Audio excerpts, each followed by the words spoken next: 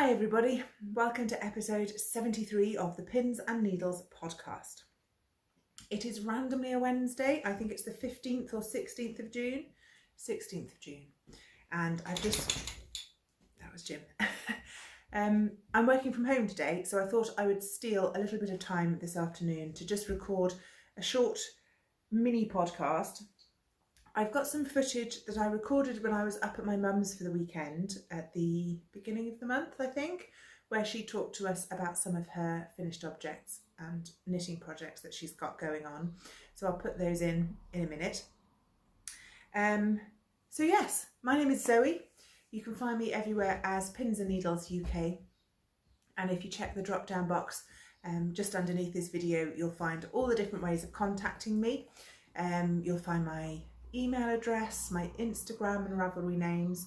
You'll find a link to my Ravelry designer store and to my PayHip pattern store, and a link to coffee as well if you'd like to help support the podcast by buying me a coffee. How have you all been? It's proper summer in Wales at the moment. Blue skies, bright sunshine. We've had days up to sort of 25 or 26 degrees, which has been pretty sweltering. So I am sat here, I'm just going to get straight into finished objects because I am bravely wearing my cardigan. It's a DK weight cardigan and it's about 23 degrees Celsius today. If you remember, I suddenly developed terrible need for a green cardigan. And as it happened, I had plenty of green yarn in stash. So I have knitted myself the April cardigan by Petite knits.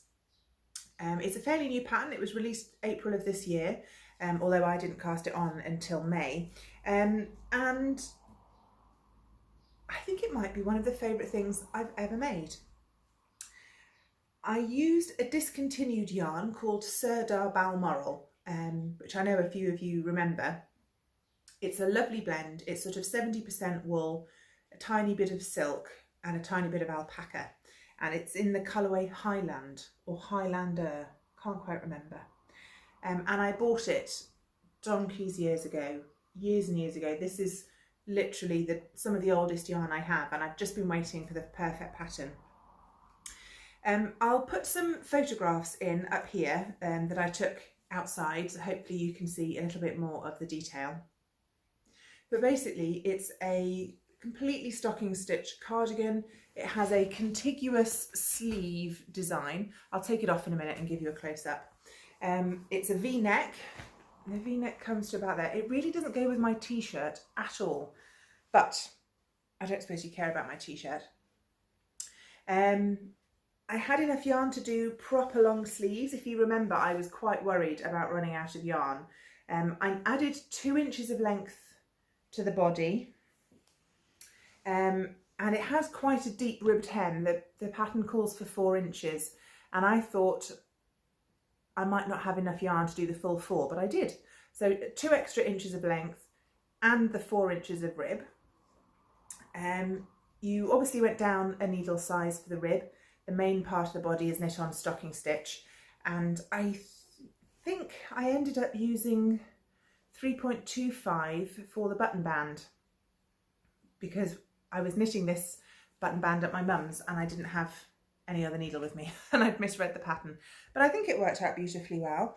I haven't got any buttons on it yet. I don't think I have any that will go in my button stash. And I've got, if you remember my other cardigan, my Little Waves cardigan by Gudrun Johnson that I knitted out of Cartref yarn in Material, that doesn't have buttons either. I've been waiting for yarn shows to start up again. At which point I will go and buy myself 2 cardigans worth of buttons. I haven't managed to get around to finding any online that I like, and it's hard to judge the colours. But other than that, it's completely finished, and I really am pleased with it. Just before I hit record, I went and measured my leftovers, and I've got 8 grams of yarn left over. So I think that was pretty good. I got it to the length I wanted. I don't wish I'd made it any longer. It sits just nicely. Hopefully you can see in the picture. I didn't want it cropped, but I wanted it a little shorter than usual just so I can wear it over summer dresses. 8 grams of yarn left over.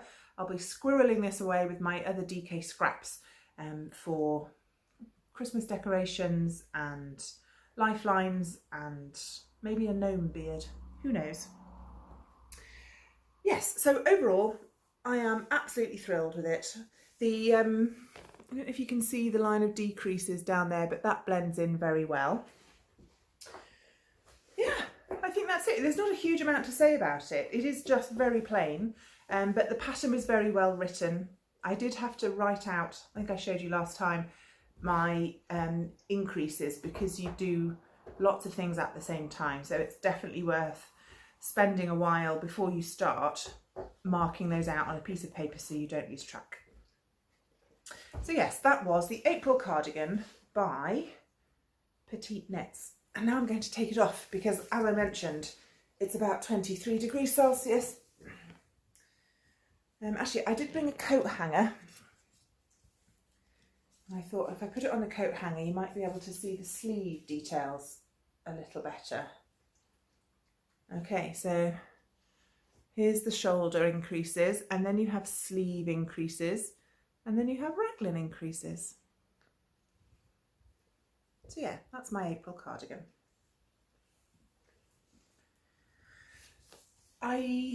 That's the only finished object that I have. Well, it's the only knitting finished object that I have. So I will trundle along to works in progress. And I have started working on the enormous wheel of sock snakes that Angela of Yarn and Yarns passed on to me. A friend of mine, Jeanette, works for the NHS, and her daughter Becky is part of the West Midlands Ambulance Service, and she and Jeanette decided to try and provide a pair of socks for as many people that work for the ambulance service as possible for Christmas of this year. And yeah, if you watch Angela's podcast, you will know she's been knitting socks and heels, cuffs and toes like an absolute demon. Lots of other viewers have been sending socks either to Angela or direct to Jeanette to contribute. And Charlie, another friend of ours, she is the yarn ambassador. She's Charlie Button Yarns, and she's also Cranky Lady, and she has a vintage / antique sock machine. And so lots of us have been buying yarn from Angela, who has been posting it up to Charlie, who's been cranking it into tubes, and then we're just adding the cuffs, heels and toes. So this is the first sock snake that was at the end of the roll. I have no idea what the yarn is, but it's some sort of sturdy German sock. And these look ever so slightly ribbed, and they sort of are and they sort of aren't, in that it's not an official purl stitch. If I spread it out, what Charlie has done is removed one of the needles from the circular sock machine.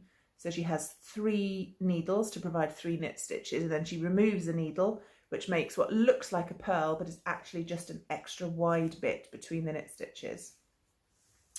And she's just cranked a continuous wheel of socks, and she sent a couple of these big wheels to Angela, and I pinched one. So I set myself the target of trying to do at least 2 pairs a month. I think I've got 10 sock snakes in my wheel, and I'm just starting from the outside and working my way in. This is some plain opal sock yarn, the colour of which escapes me, but I'll try and remember to put it in the drop down box.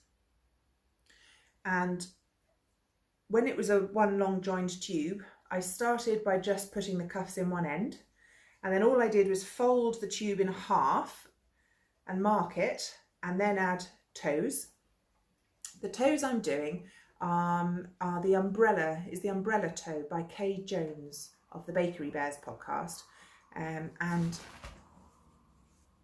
it gives a nice rounded toe. You can see the decreases. It's similar to a hat decrease, and then you graft the last stitches at the end.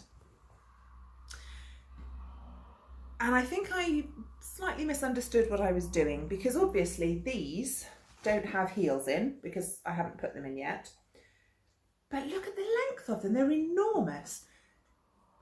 So I'm wondering if this was a 200-gram ball of yarn or a 150-gram ball of yarn rather than the normal 100, because if I fold one of these in half, that would be the leg, and then that would be the foot, and that's the size of my forearm. So I've measured down 6 inches from the top of the cuff and put my little cup of tea stitch marker in. So that's 6 inches of leg, and I've still got all of this. So I'm a bit unsure what to do next. I can just put a heel in order to make this like a pair of size 6 socks, but they're knee highs. That's one option. Or I can fold this in half again, so fold one of the halves in half, put another cuff on the top of this half and a heel in this half, so I could end up with 4 pairs of socks out of this, but they would be for quite little feet. Did that make sense? So I think what I need to do next time I do the next pair of socks off my sock wheel, I need to weigh the tubes before I start. I'm sure it's not a problem. Everyone would be chuffed to get a pair of knee-high socks, and I'm sure there are some people that work for the West Midlands Ambulance Service who have teeny tiny little size 3 or 4 feet. I'm not sure. Anyway, progress is progress. I'm calling that a win nonetheless. I picked this up to do as a brainless project because I have no brain at the moment, and I just should have thought about things a bit more before I started, but that is so often the case. Pause for a mouthful of tea.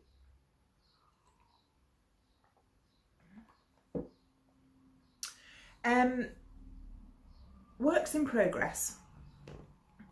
If any of you are part of the Knit Tea Society, which is the Knit Tea Retreat Patreon group, I recorded a podcast, I think it was this month's podcast, or maybe it was May's podcast, I can't remember, all about summer knitting, and I had some summer tops. I had my eye on, I had some yarns I was interested in using. So I just sort of recorded a half an hour chat about the summer tops I'd already made, the yarn I had for other ones, trying to make a bit of a plan.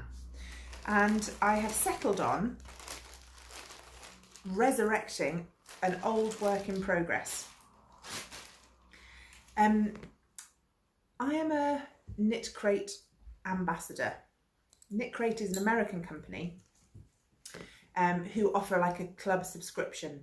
And you can either choose sock weight yarn or heavier weight yarns. You can choose your colour preferences and things like this. And their ambassador scheme is an affiliate scheme, and they send me yarn for free every month, although it often takes 6 weeks to get here. And all they ask in return is that I talk about it and put pictures up on my social media. And if any of you are interested in signing up to the Knitcrate scheme, again in the link down below, in the drop down box is the link to Knitcrate, and if you sign up using that link, I think you get 20% off your first month, and I get a percentage. I can't remember, but it is an affiliate scheme. Anyway, the point is they send me yarn every month and I almost never keep it. I've given some to my mum, I've given some to Jenny. I often put it in the prize pot for when we do knitting retreats, but every now and then I do keep some. And one month they sent me 2 skeins of this same yarn, which was orange, and I decided Angela needed that yarn. And she knitted herself a rift top, like it is, short sleeve t-shirt by Jaqueline Cieslak. And she just about managed to get the whole top out of these 2 skeins of yarn. And then the following month, Knitcrate sent me 2 more skeins of that yarn, but in a different colourway. So this is Ordine Wool's Interlock in the colourway Beaches, and it's a blend. It's 34% cotton, 35% linen, 19% lyocell and 11% nylon, and you get 351 yards to 100 grams. So it's about sport weight. They sent me 2 cakes and this is the second. So you can see it's got a chainette construction, hopefully. And I also started knitting a rift top, but I abandoned it ages ago, probably last summer. So I thought for a quick and easy win, I would just get cracking on this again. Now that's a bit better. So the colourway, it's a slightly pearly cream with a very pale greyish lilac running through it. It's a little more pronounced on the camera than it is in real life, but it's an interesting yarn. I can't wear white, just makes me look like death on a stick. So this is a sort of a nice halfway house, probably. I thought it would go with most things. And when I dug this out of hibernation, I couldn't find my copy of the pattern. I had a look in my knitting notebook and I hadn't made any notes other than the date I started and the fact that I was knitting the 3rd size, and I'd made a note of my tension. But having gone back into my library, read through the pattern, had a look at my project, I'm just about ready to split for the front and back. So it's knitted bottom up in the round, but it has a split hem and the back is longer than the front. So you knit the hem, the rib separately, the front separately to the back, and then you join it all together and start working on the body. And running up either side is this 1 by 1 twisted rib section, just for a bit of interest. And the pattern has a really good range of sizes. It is very size inclusive. You can knit long or short sleeves. There's instructions for adding bust darts. There's instructions for adjusting the bicep circumference as well. So really good pattern. So I think I've worked out that I've got as far as the armpits and stopped. So I think I went up a needle size. I think these are 5s or maybe even 5.5s. I can't remember. I need to find my needle gauge. And I have literally just, on this last round, I've just joined in the 2nd skein of yarn. So that means that I have got 351 yards to knit the front and the back. It's a bit of a grown on sleeve with a short bit of ribbing. And I asked Angela how she got on with hers. Her top she knitted with less negative ease than intended. Short sleeves with bust darts. I don't need bust darts, but I do need extra length. So Angela got it out of 2 skeins and had a tiny bit left over, a couple of meters. So I think what I'll probably do is whack a lifeline in here, knit the rest of the garment and hope I have enough yarn or not, because I've already added a couple of inches of extra length to this, but I'm pretty sure I can block the watsits out of it and get some more length that way if I need to. So after I finish recording today and editing and uploading, I'll be cracking on with this. It shouldn't take terribly long to knit, so depending how long it takes me to get back behind the camera, I might have another finished object next time. We'll just have to wait and see. But yes, Rift by Jaqueline Cieslak. Oh, it might be 23 degrees, but that doesn't stop me drinking tea. On to a little bit of spinning, and I have finished my Shetland 2-ply. This is the first full project that I've spun on my electric eel wheel 6. And it was a really nice, I haven't spun Shetland before. This is a natural undyed colourway. Shetland comes in many colours, and this is Moorit, which is this sort of milk chocolate colour. I haven't spun Shetland before, although I've knitted with Shetland wool yarn, and I really loved it. It is just, it's so bouncy. And even though I did a short forward draw, so a traditionally worsted spin, it still looks beautifully fluffy and cloud-like. And I think I haven't done the final measurements, but I'm pretty sure I've actually nailed a DK weight this time. I only had a fraction. Oh, let me just grab it and I'll show you.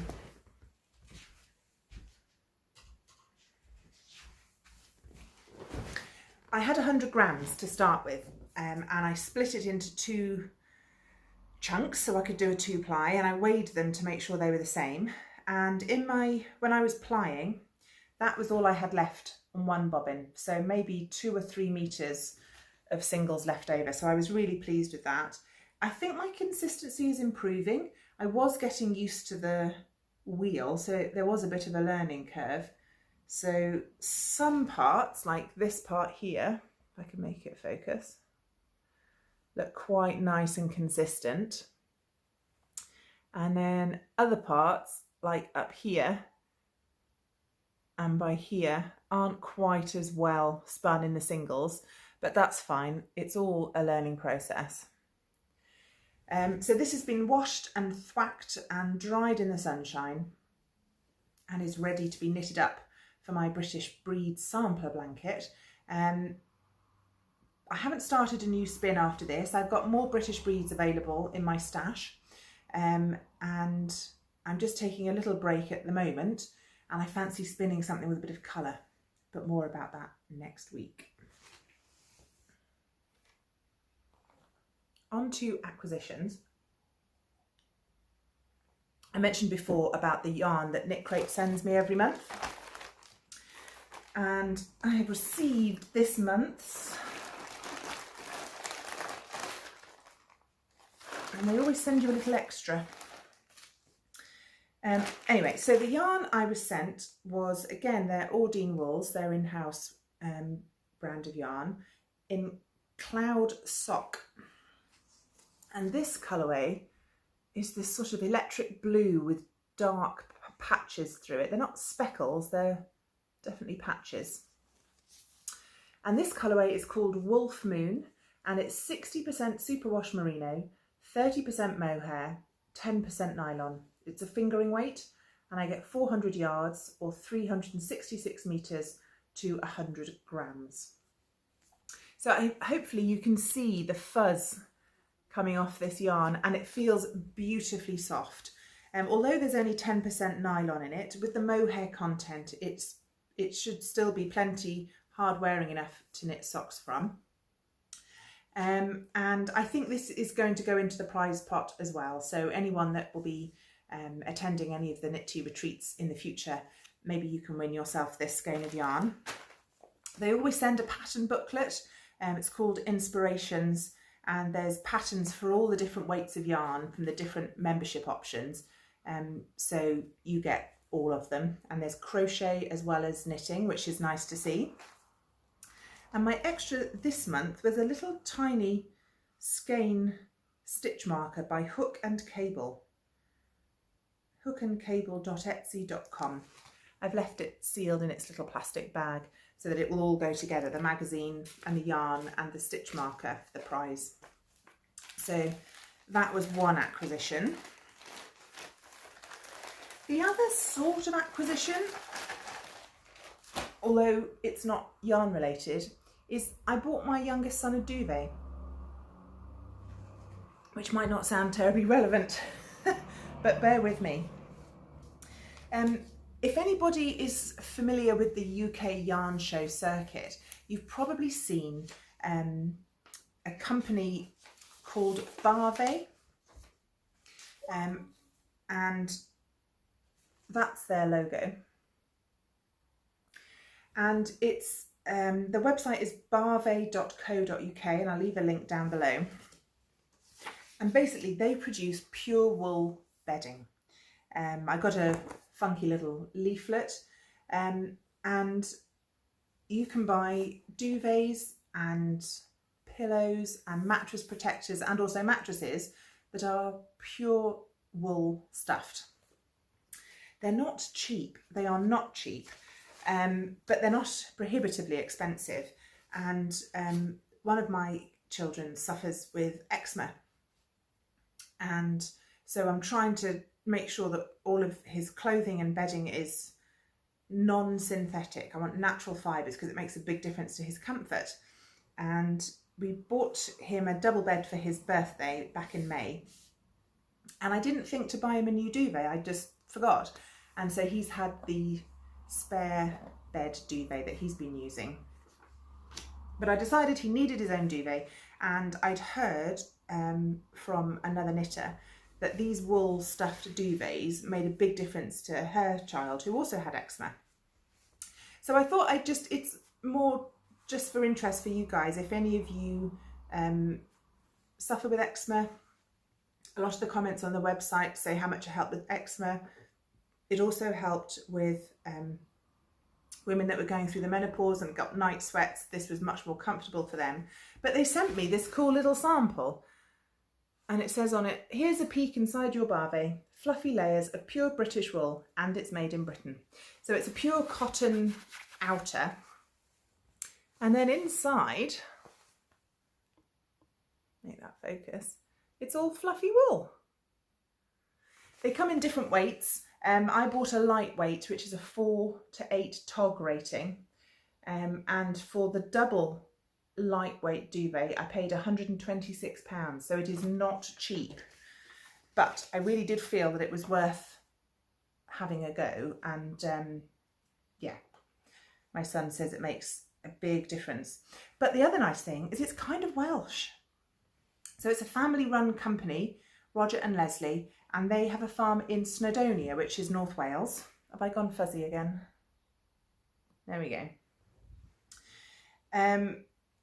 So they started sourcing wool from their local farmers and paying a fair price, and then the wool is graded and blended in Halifax in the north of England, and it's then finished in the factory in Snowdonia National Park in North Wales.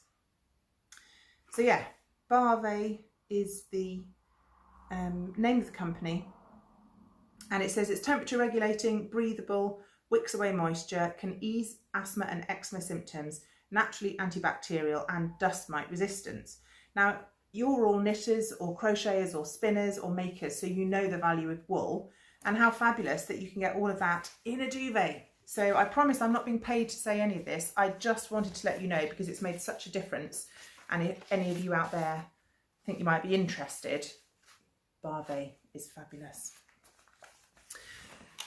I will pop in here the little bits of conversation that I had with my mum about her making when I was up at her house, and then I'll pop back for a little bit of life update. Right, you ready? Mm-hmm. As you'll ever be. Mm-hmm. I've come up to visit my mum for the weekend, and you've got a finished object that I asked you to make. I certainly have. Go on then. It is the Catalan sweater by Carrie Westerman. Carrie Westerman. And I have at last finished it. There was a bit of knitting, wasn't there? There was a lot of knitting, and it's the first garment that I've made since probably I was a teenager. I've knitted small things, but not... Oh, you've knitted baby jumpers? Well, I know, but it's hardly... They count. Yes. It's a bit difficult to see because it hasn't been blocked. They had it a bit close. Oh yeah, they can see the... Oh yes. Oh, it shows up. Things often look a little different on the camera than in person. Yes. So it is a cropped sweater. It is quite, yeah. But I think it's squashed up a bit at the moment. But I think once it's blocked, and the neck is nice. It's not too high. It's a nice rounded neck. You've left me the ends to weave. I've left all the ends. So there are more ends than I would have expected because I was swapping the skeins over, the balls over, just so I didn't get patches of one or tones. Put it that way. Yes. But this is this pattern Catalan by Carrie Bookish, that's her Instagram name. Cartref yarn sent Carrie yarn support for this pattern. Right. So we offered her a sweater's quantity of anything she liked in DK or 4-ply, and she plumped for DK in our Iyer colourway, which means gold. Yeah.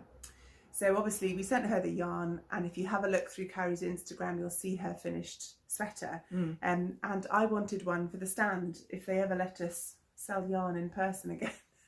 Yeah, it's nice to see how things knit up. Yeah. Basically, yes. So given that I'm very busy and my mum likes knitting, I was very cheeky and I sent her a box of yarn, and I hid a few books in it and some chocolate. Other bribes. And yeah, it's the first adult garment you've knit for a while. Yes. And didn't you say it was the first one that you've knit in the round? Yeah. Yes, I'm of the old enough to use straight needles usually, and so knitting in the round is a new thing, and I must admit it's quite nice. It does mean that when you're done, you're done. Yes. You know, you haven't got to find the bothers for seaming. Yes. So yeah, the body is in this sort of stocking stitch and reverse stocking stitch zigzag, and the sleeves are plain stocking stitch. And yeah, we're thinking it'll block out. I mean, on me, it unblocked. It would just hit the top of my jeans waistband if I were wearing jeans. So you could block it, you know, another inch or two out of it, and I think that would smooth the pattern out. Or just, you know, depending on how cropped you like it, you could just put another pattern repeat. Yeah. Or two. Yeah. And what did you think of the pattern writing? That was fine. It was fairly clear. There were a couple of things I rang you to ask about, but I can't remember what. One was about swapping, using 2 different skeins at the same time for the sleeves, was it? I can't remember. But yeah, no, it was the neckband. Was it the neckband, was it? And I thought, I don't know why I couldn't have used 2. Oh no, I know what it was. It was when you'd separated for the front and back, and you were doing the neck decreases, so you end up only doing one side, don't you? Yeah. And you were saying, how can you alternate? And I said, just so you don't get a patch of one colour. And yeah. Fortunately, it turns out my dyeing is consistent enough yes. that it worked out properly. Yes. So yeah, we'll have this on the stand, and it'll be nice for people to see an actual garment. Yeah. And we decided that I need to knit a 4-ply colourwork one. Unless you're up for 4-ply colourwork sweaters. Not just at the moment. I'd have to have a practice. No. So that was fun. And I think the pattern called for 4 skeins, and you got it out of 4 skeins, but you had maybe 20 or 30 grams left over. Yes, I had 2 little balls, sort of that big left. Yeah. So, yes. Yeah, and we dye in batches of 5, so I sent Mum all 5 skeins. So that's the leftover Cartref yarn skein. Yeah. And although this is a DK, it's a heavier DK. Yes. Sort of, you could easily use this for worsted weight if you're substituting yarn for American patterns. So yeah, I'll take it home. It's beautifully warm. It is a warm yarn, isn't it? If you have it on your lap, you can feel yourself heating up. But you're sick of yellow now, I think. I'm very sick of yellow now. I think it's fair to say you've had enough. But because even though it's a heavy fabric, because it's on cables, being sort of fairly new to knitting huge things on a cable, it was okay to manage. I think if you'd done it on straight needles, you would have had too many stitches and it would have pulled down. But that's no. Yeah, you can sort of take the weight of it in your lap. Yeah. I know that people that do knit jumpers flat on straights often have super long ones, and they tuck one under their armpit. Yes. Stephanie Pearl McPhee, the yarn harlot, she's a pit knitter. I'm not very good at that because I tuck it under and I end up knitting like a T-Rex at the top.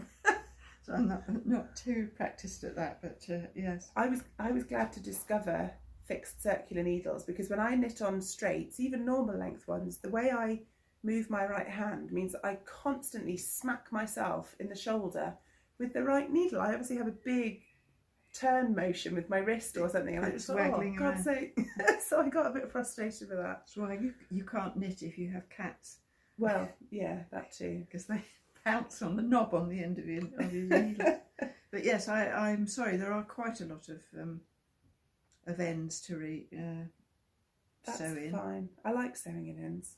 But the sleeves came out okay. They always look sort of very thin when you make them, but actually, I think because somebody said on a podcast to go up a needle size for sleeves because you knit a bit tighter.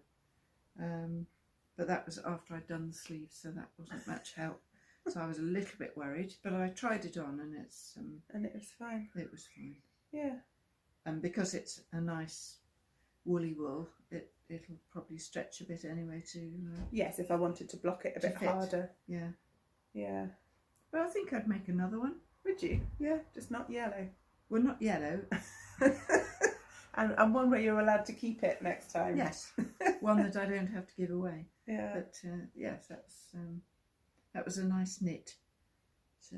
And you did it in record time because I said I didn't need it until autumn, and we're only at the end of May, and it's already done. So. Although I did think it was going to take me to autumn when I first started it, till you get your head round the chart, and then it's more logical, and so it was all right. But yes, that was quite funny. I was thinking, oh gosh, this is going to take me forever, because knitting in the round, again, I wasn't used to knitting in a round, so each round seemed to last forever. Yeah. But no, once it, and then I realised that you haven't got to sew it up when you finish. Yeah. So that was you just handed it back to me with all the dangly bits. Yes, the cloud on. But yes, it might take you to autumn to sew the ends in. Fair enough. Yeah. But, fair enough. Or maybe I could just braid the ends and just say I did mine with tassels. Yes, you could have a fringe. Maybe Carrie hadn't thought of fringing her jumpers. Yes. So yeah, good job. Yeah. Now, is that mustard or is it custard? That's Aya. That means gold in Welsh. Do you want to be on my podcast? Because we're filming. Going to need more detail. Oh. Mm-hmm. Look, there's my brother. Hi. So if you finished your yellow jumper, what's next? Well, it's just a mini side project at the moment. A friend of mine has a couple of sheep, and I confess I don't know quite what sort of sheep they are, but she had the fleeces spun up, and it's come out in this nice grey marl colour, I suppose you'd call it. Yeah. And she has ended up with at least 12, I would say, mill cones. And they're usually $1 kilo. Oh, are they? Of thread. And she can't knit, basically. What did she think she was going to do with 12 coats of yarn? So she bought, the last time we all got together as a gang, and she bought this box in and said, what do I do with all this? I want something made up. And I don't know, what did we decide it was? 4? I think it's sort of sport. Yeah, 4. I think it's probably 4-ply, to be honest. It might, once you've washed it, it might poof up a little to be sport, but I think it's probably 4-ply. It's indeterminate thickness, and we weren't sure what to do between us. And so, as a compromise, we thought maybe if everybody knitted a square, it would be a communal blanket for her, because everyone knitted by her friends. Everyone declined the offer of them knitting her jumper trying for to her, knit a didn't jumper when you didn't know what the weight of the wool was or anything else. So we thought we'd do a blanket, and some people are knitters and a lot of people are just sort of can do knitting, but that's as far as it goes. So I've just been playing around and trying to see how it would knit up. So we're going for 8-inch squares. So that was just a garter stitch attempt. But as well as this colour, there's also a cream colour. So I don't know if they're different sheep. She's only got a few sheep, so maybe some are white and some are... It's nice yarn. It's nice yarn. Do you know where she had it spun? No. I've only got half a story really from sort of where this has come from.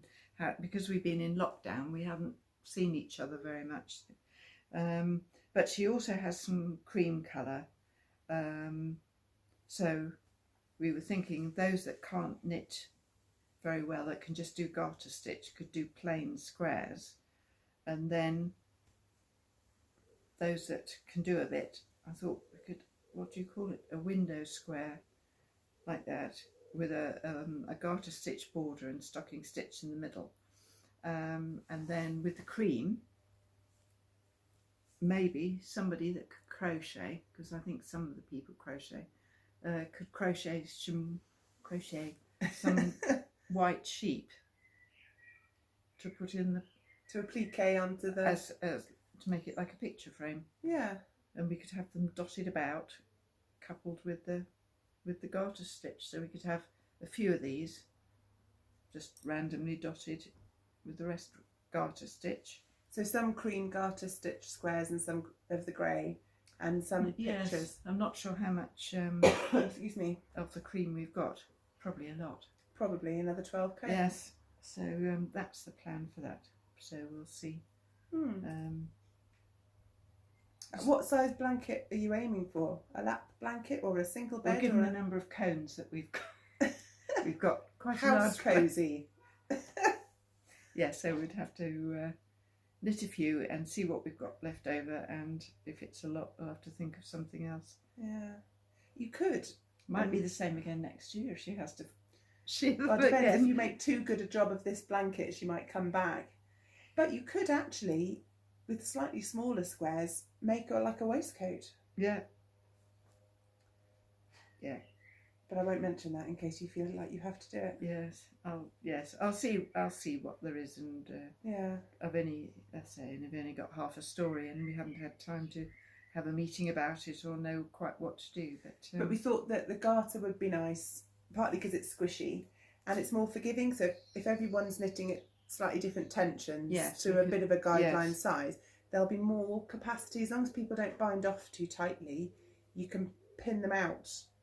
Yes. So that everything ends up relatively adjust uniform. the different tensions, because trying to knit a blanket yourself does take a long time. So I think it's quite nice that it's a communal effort. Yeah. To knit up Katie's sheep. But yes, it's just dawned on me that we'll have the same problem again next year if she has to shear them. Well, she'll have to learn to knit. Well, I'd love to know where she got it spun up. Ask her next time. I'll ask her A, what the sheep type is, and B, where she had wouldn't it be spun. surprised if it's Jacob, because looking at the I don't know if you'll be able to see on the camera, if I make it focus maybe, it's definitely a multicoloured fibre, and I'm pretty sure that the most standard multicoloured, particularly for small holding, would be Jacob. Yes, because they're smallish, aren't they, Jacob sheep? Yeah, and they're decorative. Yeah. You know, and where you are in the Midlands, you don't need harsh upland breed sheep like us in the wilds of Wales or anything. No. So the white might be good old Cotswold sheep, given that they're in the Cotswolds. Yeah. No, ask her for more information. I'm sure she'd love to tell you all about her sheep. Yeah. I didn't know she had any. I thought she was all horses, but... So she's got a small holding, has she? No, she works on an equestrian estate. Oh. And they train horses, and they do carriage driving lessons, I suppose.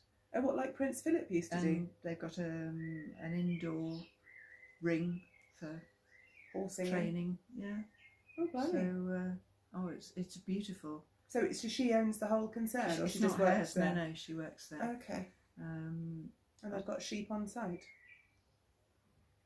Well, obviously, yes. I hadn't noticed them, but no, it's a beautifully run establishment, and yes, it's. Anyway, she's obviously found room for a few sheep. In amongst the horses. Yeah. So it'll be interesting to see how much they soften up when you wash them. What happens when it washes? Might it close up? Or Unlikely, is it likely to unless go you the other felt way? it. If anything, it'll fuzz and it'll fill the holes slightly. Oh, right. So it'll look a little denser. Yes. Because I was just a bit worried that doing the frame, it is thinner than the garter stitch. Yeah, I think it'll floof up. Yeah. And if it is Jacob, my Jacob yarn that I spun, poofed from DK weight unwashed to pretty much our end washed. So you might get quite a bit of oomph. Which for a blanket really doesn't matter, because if it ends up 6 inches wider, who cares? If it's a jumper, it might bother you. Yeah. Oh, well, that'll keep you out of trouble then. It certainly will. And the next time you come down, we'll do an update. 1.5 squares done. 87 to go. 87 to go, yes. Yeah. Fab. I've been super, super busy. The gym reopened on the 3rd of May. Dave and I have been going like the clappers ever since. It's been going really well. I've had an explosion of personal training clients, all of whom are lovely. And yeah, it's been really busy. Lots going on. The kids are back at school and they had exams.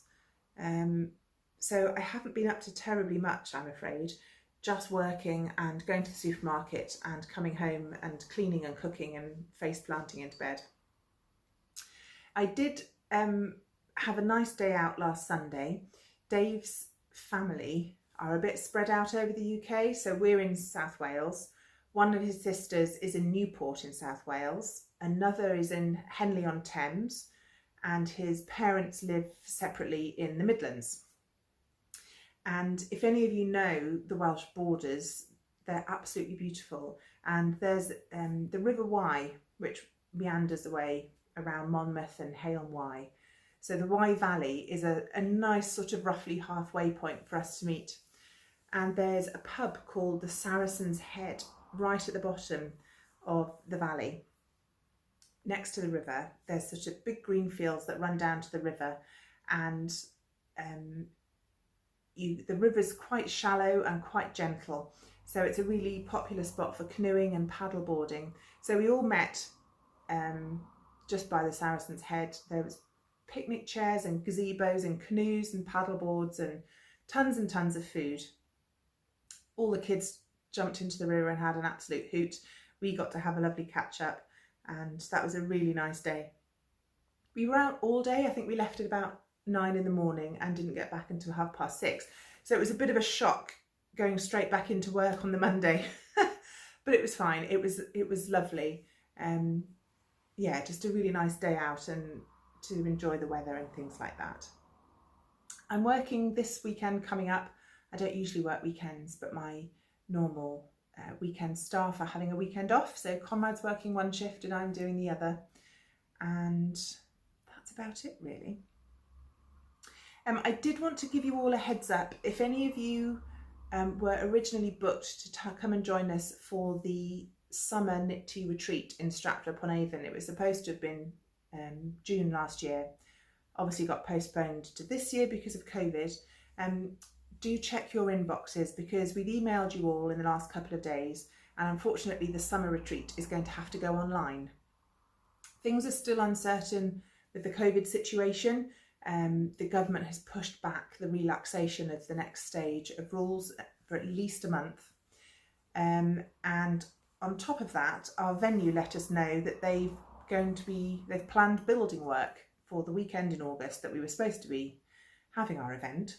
And it would mean that we couldn't open any of the windows. There wouldn't be much natural light because they were scaffolding up the outside of the building and putting that sort of fabric mesh hoarding stuff over it, which basically meant we couldn't run the event in person, because if we can't ventilate the area and there's no natural light, it's not going to be terribly pleasant. So that's very unfortunate. I wish we could have all got together. But the good news is, because it's going to be online, anybody can join from anywhere all over the world. So if you would be interested in joining our virtual retreat in August, I will leave a link down below to our website and our social media accounts. We're going to be having a fabulous talk from Zoe Fletcher, who is the woolist. We're going to be having a talk from Charlie as well, actually, which I will tease you with a little bit later on. There will be social, live knit and natters. There'll be plenty of competitions, maybe some bingo, and our usual brilliant marketplace. So if you would like to come and join us, do click on that link down below. There are plenty of spaces available now that it's virtual.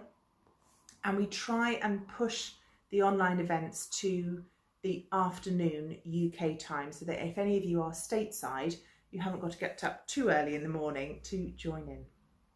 Okay, thank you ever so much for watching. If you enjoyed this video, please give me a thumbs up. Click subscribe if you don't want to miss out. That really helps other people find my videos.